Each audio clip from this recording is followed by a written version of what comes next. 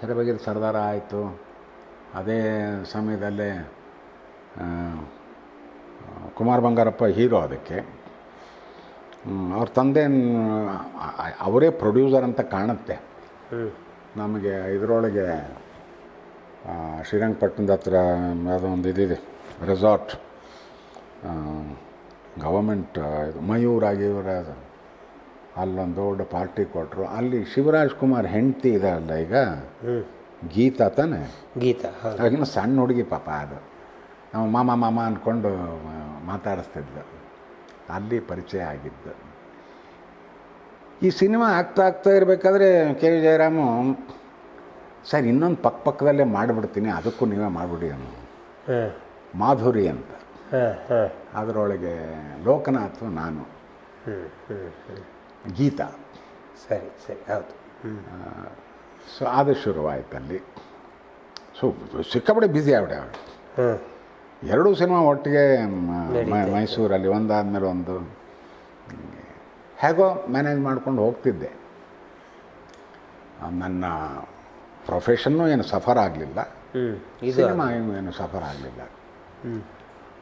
ಅಲ್ಲೊಂದು ಇನ್ಸಿಡೆಂಟು, ಈ Ram Shetty ಅಂತಿದ್ದಾನಲ್ಲ stunt master, ಅವರ ಮಗನೋ ಯಾರೋ ಅವನೊಬ್ಬ ಅಲ್ಲಿ ಇರ್ತಿದ್ದ. ಅಲ್ಲೊಂದು ಫೌಂಟೇನ್ ಇದೆ. ಆ ಫೌಂಟೇನ್ ಇದರ ಮೇಲೆ ನಡ್ಕೊಂಡು ಒಂದು ಸ್ಟಂಟ್ ಸೀಕ್ವೆನ್ಸು. ನಾನು ಮುಂಚೆನೇ ಹೇಳಿದ್ದೆ ಅವ್ರಿಗೆಲ್ರಿಗೂ, ನೋಡಪ್ಪ ನಾನು ಹೊಸಬ, ನನಗೆ ಸ್ಟಂಟು ಗಿಂಟು ಅದು ಇದು ಅಂದ್ರೆ ಗೊತ್ತಿಲ್ಲ. ಆಮೇಲೆ ನಾನು ಸ್ವಲ್ಪ ಈಗ ರಂಗಭೂಮಿ ಅವನು, ಇದಾಗಿ ಹೊಡಿಬೇಕು ಅಂದರೆ ಹೊಡಿತೀವಿ, ನಮ್ಗೆ ಯಾವ ರೀತಿ ಹೊಡೆದು ಇದನ್ನು ಮಾಡಬೇಕು ಅಂತೀವಲ್ಲ ಗೊತ್ತಿರಲ್ಲ ನಮಗೆ, ಹುಷಾರಾಗಿರಿ ಅಂತ. ನಮ್ಮ ಕೈ ನನ್ನೊಂದು ಸೂಟ್ ಕೇಸ್ ಕೊಟ್ಟಿದ್ದರು. ಹಾಗೆ ಆ ಸೀಕ್ವೆನ್ಸ್ನಲ್ಲಿ ಅವನು ಹಿಂದೆ ಹೋಗ್ತಾ ಇರ್ತಾನೆ, ನಾನು ಈ ಕಡೆ ಬರ್ತಿರಬೇಕು, ಅಲ್ಲೆಲ್ಲ ಒಂದು ಕಡೆ ಹಿಂಗೆ ಬೀಸ್ಬೇಕು ನಾನು. ಅದು ನನ್ನ ತಪ್ಪಾಯ್ತೋ ಅವನ ತಪ್ಪಾಯ್ತೋ ಗೊತ್ತಿಲ್ಲ ನನಗೆ. ಹೊಡೆದ್ರೆ ಸೀದಾ ಇಲ್ಲಿ ಬಿತ್ತು, ಮುಖ ಇರ್ತಪ್ಪ ಬಾತು. So he was packed off to Bombay. ಆಮೇಲೆ ನಾನು ದಯವಿಟ್ಟು ನನ್ನನ್ನು ಕ್ಷಮಿಸಿ, ನಾನು ಮುಂಚೆನೇ ಹೇಳಿದ್ದೀನಿ ಹುಷಾರಾಗಿರಿ ಅಂತ. ಇಲ್ಲ ಸರ್ ನಿಮ್ಮದೇನು ತಪ್ಪಿಲ್ಲ, ಅವನೆಲ್ಲ ಬ್ಯಾಲೆನ್ಸ್ ತಪ್ಪದ. ಇದಾಯಿತು, ಆಯಿತು. ಮಾಧುರಿ ಆಯಿತು, ಇದಾಯಿತು.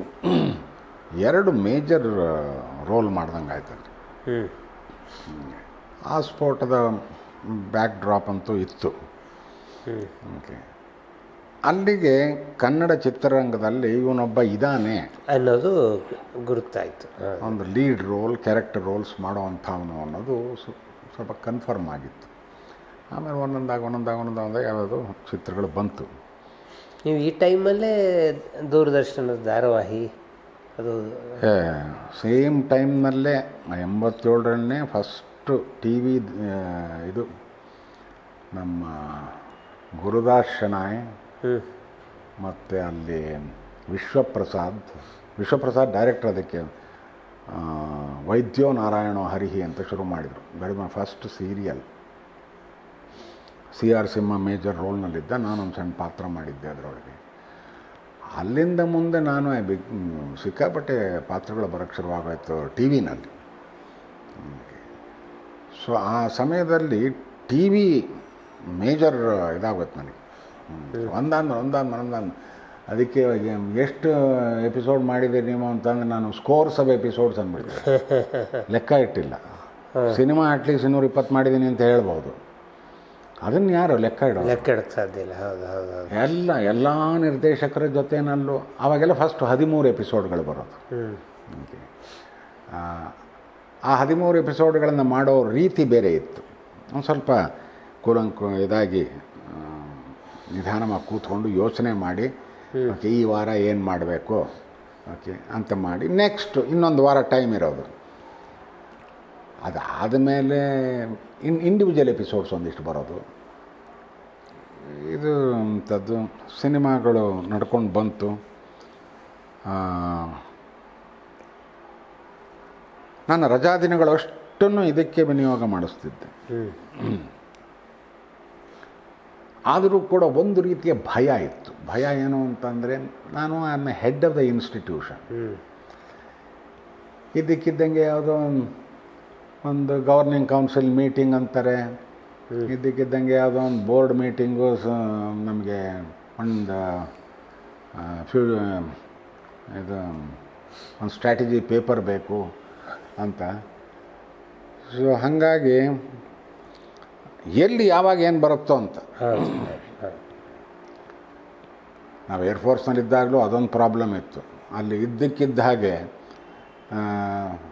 You have to go to Jodhpur on temporary duty for 10 days ಅಂತ. ಯಾವ್ದಾರು ನಾಟಕದ ಸಮಯದಲ್ಲಿ ಆ ಥರ ಆಗ್ಬಿಟ್ರೆ ಗತಿ ಏನು? ಸೊ ಎಲ್ಲಿ ಹೋದರೂ ಈ ಭಯದ ವಾತಾವರಣದಲ್ಲೇ ಬದುಕದೆ ನಾನು.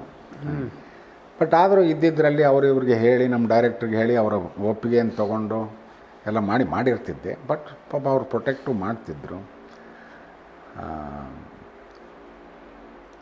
ಇಲ್ಲಿ ಒಂದು ಸಂದರ್ಭದಲ್ಲಿ ಹಿಂಗೆ ಇವ್ರದ್ದು ಅದು ಈ ಕಿತ್ತೂರಿನ ಹುಲಿನೋ ಅಥವಾ ಯಾವುದೋ ಒಂದು ಸಿನಿಮಾ ಮಾಡ್ತಿದ್ದೆ.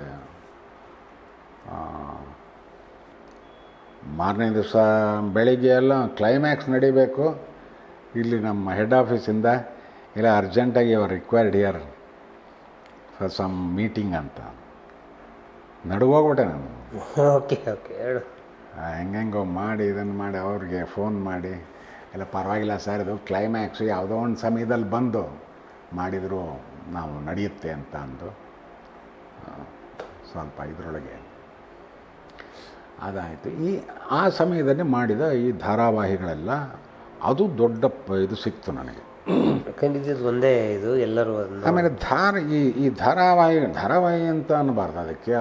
ಅದೇ ಈ 13 episodes ಇರ್ತಿತ್ತಲ್ಲ, ಈ ಸಿನಿಮಾದಲ್ಲಿ ಮಾಡೋಕ್ಕಾಗದೇ ಇರೋ ಎಕ್ಸ್ಪೆರಿಮೆಂಟ್ಗಳನ್ನು ಇಲ್ಲಿ ಮಾಡೋ ಸಾಧ್ಯತೆ ಇತ್ತು. ಯಾಕೆಂದರೆ ಇದು ವಿಡಿಯೋ, ಅಲ್ಲಿ ಇನ್ನೂ ರೀಲ್ನಲ್ಲಿದ್ವಿ ನಾವು. ರೀಲ್ ಅಂದರೆ ವೆರಿ ಎಕ್ಸ್ಪೆನ್ಸಿವ್. ಒಂದು ಸರಿ ಸಾಯಿ ಪ್ರಕಾಶ್ದೇ ಸಿನಿಮಾ ಮಾಡಬೇಕಾದ್ರೆ ಒಂದು ದೊಡ್ಡ ರೌಂಡ್ ಟ್ರಾಲಿ ಹಾಕಿದ್ರು. ರೌಂಡ್ ಟ್ರಾಲಿನ ಸ್ಟ್ರೈಟ್ ಟ್ರಾಲಿನ ಅದು ದೊಡ್ಡ ಸೀನು ಊದಕ್ಕೆ ಇದನ್ನು ಮಾಡ್ಕೊಂಡು ಕಡೆಗಳಿಗೆ ಏನೇನು ಮುಗಿಬೇಕಾ ಶಾರ್ಟು ಅನ್ನೋದ್ರೊಳಗೆ ನಾನು ನಿಂತ್ಬಿಟ್ಟೆ. ಅದು ಡೈಲಾಗ್ ಮಾರಿತ್ತೇನೋ, ಅವ್ರಿಗೆ ಏನೇನೇನೋ ಸೂಚನೆಗಳನ್ನು ಕೊಡ್ತೇನೆ, ನನಗೆ ಅವೆಲ್ಲ ಅರ್ಥ ಆಗಲಿಲ್ಲ. ಆಮೇಲೆ ನಿಲ್ಲಿಸಿದ ಮೇಲೆ ಇನ್ನೊಂದು ಸಾರಿ ಮಾಡಬೇಕಾಯ್ತು. ಅವ್ರು ಹೇಳಿದ್ರು, ನೀವು ಇಲ್ಲಿ ನಿಲ್ಲಿಸ್ಬೇಕಾಗಿಲ್ಲ, ಏನೋ ಬಾಬಾ ABCD ಏನೋ ಅಂತ ಹೇಳ್ಕೊಂಡು ಮುಗಿಸ್ಬಿಡ್ಬೇಕು ನೀವು, ನಾವು ಹೆಂಗೋ ಮ್ಯಾನೇಜ್ ಮಾಡ್ಕೋತೀವಿ. ಇವೆಲ್ಲ ಕಲಿಕೆಗಳು, ಹೊಸಬರಿಗೆ ಇವೆಲ್ಲ ಕಲಿಕೆಗಳು.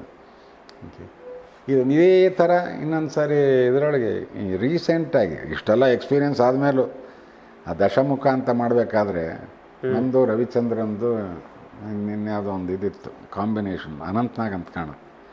ಅಲ್ಲೂ ಅಷ್ಟೇ ಲಾಸ್ಟ್ ಮಿನಿಟ್ ಇನ್ನೇನು ಮುಗೀತು ಅನ್ಬೇಕಾದ್ರೆ ನಿಂತೋಯ್ತು ನನಗೆ. ಅಷ್ಟೊತ್ತಿಗೆ ಗೊತ್ತಿತ್ತು ನನಗೆ ಅಲ್ಲೇನೋ ಒಂದು ಕ್ಲೋಸಪ್ ತೊಗೋತಾರೆ, ಇನ್ನೇನೋ ಮಾಡ್ತಾರೆ ಅಂತ. ಈ ಥರ ಪ್ರತಿಯೊಂದು ಸಿನಿಮಾವೂ ಕೂಡ ಕಲಿಕೆ ಒಂದೊಂದು ವಿಷಯವನ್ನು ಕಲಿಸಿದೆ. ಆ ಕಲಿಕೆಗಳಿಂದಾಗಿ ನಮ್ಮ ನಟನೆಯ ದೌರ್ಬಲ್ಯಗಳನ್ನು ಹೇಗೆ ಮುಚ್ಕೋಬೇಕು, ಅಥವಾ ಯಾವುದೋ ಒಂದು ರಾಂಗ್ ಸಂದರ್ಭ ಕ್ರಿಯೇಟ್ ಆದಾಗ ಅದನ್ನು ಹೌ ಟು ಮ್ಯಾನೇಜ್ ದಟ್, ಇವೆಲ್ಲ ಒಂದು ಸ್ವಲ್ಪ ಕಲಿಕೆ. ಅದಕ್ಕೋಸ್ಕರ ನಾನು ಎಲ್ರಿಗೂ ಹೇಳೋದು, ಈ ಕಲಿಕೆಗೆ ದೇರ್ ಇಸ್ ನೋ ಎಂಡ್. ಪ್ರತಿಯೊಂದು ಕ್ಷಣವೂ ಏನಾದ್ರು ಕಲಿತಾ ಇರ್ತೀವಿ. ಆ ಕಲಿಯೋ ಒಂದು ವ್ಯವಧಾನ ಬೇಕು. ಆ ಕಲಿಕೆಗೆ ನಮ್ಮನ್ನು ನಾವು ತೊಡಗಿಸ್ಕೋಬೇಕು. ನಾನು ಅದಕ್ಕೆ ಪ್ರತಿಯೊಂದು ಸಿನಿಮಾ ಆದಮೇಲೂ ಕೂಡ ಅವತ್ತಿನ ಅನುಭವ ಏನಿದೆ, ಸಣ್ಣ ಪುಟ್ಟ ಇದನ್ನು ರೆಕಾರ್ಡ್ ಮಾಡಿರ್ತೀನಿ, ತಪ್ಪುಗಳಾಗಿದ್ದು ಸರಿಗಳಾಗಿದ್ದು. ಆಮೇಲೆ ಏನೇ ಹೊಸ ಎಕ್ಸ್ಪೆರಿಮೆಂಟ್ ಮಾಡಿದ್ವಿ ಅದು. ಮೊನ್ನೆ ಇದರೊಳಗೆ ಆಮೇಲೆ ಕಲ್ತಿದ್ದು ಎಂದೂ ಕೂಡ ನಿಮ್ಮನ್ನು ಕೈ ಬಿಡಲ್ಲ, ಎಲ್ಲೋ ಒಂದು ಕಡೆ ಹೆಲ್ಪ್ ಆಗುತ್ತೆ. ಮೊನ್ನೆ ಯಾವುದೋ ಮರ್ಫಿ ಅಂತ ಒಂದು ಸಿನಿಮಾ ಮಾಡ್ತಿದ್ದೆ ಗೋವಾದಲ್ಲಿ. ನನಗೆ ಗೊತ್ತಿಲ್ಲದೇನೆ ಕೆಲವು ಸನ್ನಿವೇಶಗಳಲ್ಲಿ ನನ್ನ ರಂಗಭೂಮಿಯ ಅನುಭವ ಅಲ್ಲಿ ತಾನಾಗಿ ಮೆರೆದು ಬಿಟ್ಟಿದೆ. ಫಾರ್ ಎಕ್ಸಾಂಪಲ್ ಅಲ್ಲೊಂದು ಇದು ಒಂದು ಶಾರ್ಟ್ನಲ್ಲಿ ಇಲ್ಲಿಂದ ಹಿಂಗೆ ನಡ್ಕೊಂಬಂದು ಅಲ್ಲಿ ಯಾರೋ ಮನೇಲಿದ್ದಾರೆ, ಅವ್ರು ಇದ್ದಾರಾ ಇಲ್ವಾ ಅನ್ನೋದು ಕನ್ಫರ್ಮ್ ಮಾಡ್ಕೋಬೇಕು. ಅದನ್ನು ನೋಡಿಕೊಂಡು ಏನು ಮಾಡಿಕೊಂಡು ಎಲ್ಲ ಬಂದು ಇಲ್ಲಿ ಬಂದು ಅಲ್ಲಿ ನಿಂತೆ ಅಲ್ಲೊಂದು ಇದನ್ನು ನೋಡು, ಒಂದು ಓಪನ್ ಡೋರ್, ಅಲ್ಲೊಂದು ಇದನ್ನು ಕೊಟ್ಟಿದ್ರು ಅಂಥದ್ದು ಸ್ಟೇ. ಸುಮ್ಮನೆ ಹಿಂಗೆ ನಿಂತ್ಕೊಳ್ಳೋದ್ರ ಬದಲು ತನಗೆ ತಾನೇ ನನ್ನ ಕೈಯಲ್ಲಿ ಹಿಂಗೆ ಹೋಗಿ ನಿಂತ್ಕೊಂತು. ಅದೊಂದು ಅದ್ಭುತವಾದ ಸ್ಟಿಲ್ ಆಗೋಯ್ತು. ಇದು ಹೇಗೆ ಬಂತು ನನಗೆ ಹೇಳೋದು ಭಾಳ ಕಷ್ಟ. ಡೆಫಿನೆಟ್ಟಾಗಿ ರಂಗಭೂಮಿಯ ಯಾವುದೋ ಒಂದು ಸನ್ನಿವೇಶ, ಗೆಸ್ಚರ್, ಈ ಜೆಸ್ಚರ್ ಇದು ಅಲ್ಲಿ ಪ್ರತಿಫಲಿತವಾಗಿದೆ. ಈ ಥರ ಆ ಸಿನಿಮಾದಲ್ಲಿ ನನಗೆ ಸುಮ್ಮನೆ ವಾಪಸ್ ಹೇಳಿದ್ನಲ್ಲ, ಅವತ್ತಿಂದ ಏನಾದ್ರು ಬರೀತಿಂದ ಬರೋದಿಲ್ಲ, ಇದು ಯೋಚನೆ ಮಾಡ್ತಾ ಇದ್ದೆ. ಎಸ್, ಇಲ್ಲಿ ದಿಸ್ ಕ್ಯಾರೆಕ್ಟರ್ ಕಿಂಗ್ ಲಿಯರ್ ಆ್ಯಕ್ಚುಲಿ ಇಲ್ಲಿ ಆ ಸನ್ನಿವೇಶದಲ್ಲಿ. ಸೊ ಆ ಕಿಂಗ್ ಲಿಯರ್ ಆಟೋಮ್ಯಾಟಿಕ್ಕಾಗಿ ನಮ್ಮ ನಾಟಕದ್ದು ಇದೆಲ್ಲ ಅಲ್ಲಿ ಬರುತ್ತಲ್ಲಿ. ಓಕೆ, ಆ ಭಾವನೆಗಳು ಮುಖದಲ್ಲಿ ಎಕ್ಸ್ಪ್ರೆಷನ್ ಆಗಿ ಮೂಡುತ್ತೆ. ಇನ್ನೊಂದು ಕಡೆ ಎಲ್ಲ ಜೂಲಿಯಸ್ ಸೀಸರ್ದು ಒಂದೇ ಸಿನಿಮಾದ ಇದರೊಳಗೆ ಬೇರೆ ಬೇರೆ ಸನ್ನಿವೇಶದಲ್ಲಿ ಒಂದೊಂದು ಕಡೆ ಹೆಲ್ಪ್ ಆಗುತ್ತೆ. ಅದಕ್ಕೋಸ್ಕರ ಏನೇ ಕಲಿತರೂ ಕೂಡ ಒಬ್ಬ ನಟನಿಗೆ ಅದು ಎಲ್ಲವೂ ರೆಕಾರ್ಡ್ ಆಗಿರುತ್ತೆ, ಎಲ್ಲವೂ ರೈಟ್ ರಾಂಗ್ ಎವ್ರಿಥಿಂಗ್ ಅದು ಆ ರಿಕಾಲ್ ಆಗಿ ಬರುತ್ತೆ ಆಯಾ ಸನ್ನಿವೇಶಗಳಲ್ಲಿ. That is A very interesting process ಅದು. ಇಲ್ಲೊಂದು ಈ ಕಾರಣಕ್ಕಾಗಿ ಸ್ಟಾಫ್ ಕಾಲೇಜಿಂದ ವಾಲಂಟ್ರಿ ತಗೊಂಡು ಪೂರ್ಣ ಪ್ರಮಾಣದ ರಂಗಭೂಮಿ. ಅದು ಅಷ್ಟೊತ್ತಿಗೆ ಟಿ ವಿ ಇದು ಎಲ್ಲ ಇದಾಯಿತು, ಇನ್ನು ಸಾಕು. ನಾನು ಏನು ಮಾಡಬೇಕಾಗಿತ್ತು, ನನಗೆ ಒಂದು ಇದಿತ್ತು, ಮೇಷ್ಟ್ರಾಗಬೇಕು ಅಂತ. ದಟ್ ಪರ್ಪಸ್ ಎಂಜಿನಿಯರಿಂಗ್ ಕಾಲೇಜಿನಲ್ಲಿ ಪಾಸಾದ ದಿವಸ ನಮ್ಮ ಪ್ರೊಫೆಸರ್ ಹತ್ರ ಹೋಗಿ ನಾನು ಹೇಳಿದೆ, ಸರ್ ನಾನು ಮೇಷ್ಟ್ರಾಗಬೇಕು ಅಂತ ಇಷ್ಟ ಇದೆ, ನೀವು ನನ್ನನ್ನು ತೊಗೊಳ್ಳಿ ಅಂತ. ಬೈದ್ಬಿಟ್ರು ನನಗೆ, ಪ್ರೊಫೆಸರ್ ಭೈರಪ್ಪ ಅಂತ. ಅಲ್ರಿ ನಿಮ್ಗೇನು ಬುದ್ಧಿ ಇಲ್ವಾ? ನಿಮಗೆ ಫೀಲ್ಡ್ ಎಕ್ಸ್ಪೀರಿಯನ್ಸ್ ಇಲ್ಲದೆ ಒಬ್ಬ ಎಂಜಿನಿಯರು ಬಂದು ಹೆಂಗ್ರಿ ಪಾಠ ಮಾಡೋಕ್ಕಾಗತ್ತೆ? ಯಾರ ಬ್ಲಡಿ ಫೂಲ್. ನೀವೊಂದು ಕೆಲಸ ಮಾಡು, ನೀನು ಹೋಗು ಫೀಲ್ಡ್ನಲ್ಲಿ 1 ವರ್ಷ ಕೆಲಸ ಮಾಡು, ನಿನಗೆ ಇನ್ನೂ ಟೀಚಿಂಗ್ ಇಂಟ್ರೆಸ್ಟ್ ಇದೆ ಅಂತಂದ್ರೆ ವಾಪಸ್ ಬಾ, ಓಕೆ, ಐ ವಿಲ್ ಕನ್ಸಿಡರ್ ಅಂತ. ಅದು ವಾಪಸ್ ಬರೋ ಇದು ಆಗಲೇ ಇಲ್ಲ. ಬಟ್ ಅದು ಎಲ್ಲೋ ಒಂದು ಕಡೆ I should become A teacher ಅನ್ನೋ ಒಂದು ಒಳ ತೋಟಿ ಇತ್ತು ಅಂತ ಕಾಣುತ್ತೆ. ಹಾಗಾಗಿ ಅದು ಆ ಇನ್ಸ್ಟಿಟ್ಯೂಟ್ ಆಫ್ ಏರೋಸ್ಪೇಸ್ ಮೆಡಿಸನ್ಗೆ ಬಂದಾಗ ಅದು ಬ್ಯಾಂಗ್ಳೂರು ಯೂನಿವರ್ಸಿಟಿಗೆ ಅಟ್ಯಾಚ್ ಆಗಿದ್ದು.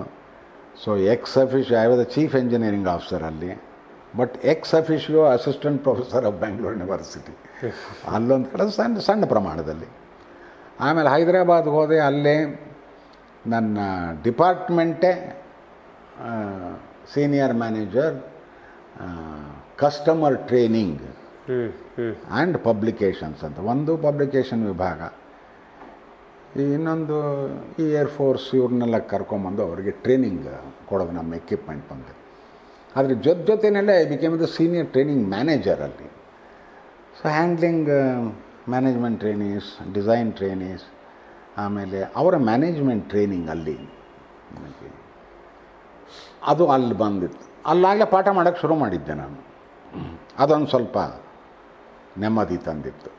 ಸ್ಟಾಫ್ ಕಾಲೇಜಿಗೆ ಬಂದ ಮೇಲೆ ಪೂರ್ಣ ಪ್ರಮಾಣದ ಪಾಠ, ವರ್ಷಕ್ಕೆ ಸುಮಾರು 300 ಗಂಟೆಗಳ ಕಾಲ ಪಾಠ ಮಾಡ್ತಿದ್ದೆ ನಾನು. ಆಮೇಲೆ ಅದು ಪ್ರೋಸೆಸ್ ವರ್ಕ್ ಸಂಬಂಧಿತವಾದ ಪಾಠಗಳಾದ್ದರಿಂದ ನಮ್ಮದು ಇಡೀ ದಿವಸದ ಕ್ಲಾಸ್ ಅದು 6 hours ಹೀಗೆ. ಆ ಥರ ಅದು ಬಹಳ ಸಂತೋಷ ಕೊಟ್ಟಂಥ ಹೌದು. ಸೊ ಎಸ್, ಟೀಚಿಂಗ್ ಮಾಡಬೇಕು ಅನ್ನೋ ಇದಿತ್ತು, desire, and I got that fulfilment in staff college. ಅದಕ್ಕೋಸ್ಕರ ಸ್ಟಾಫ್ ಕಾಲೇಜ್ಗೆ ಯಾವಾಗಲೂ ಐ ಆಮ್ ಗ್ರೇಟ್ಫುಲ್.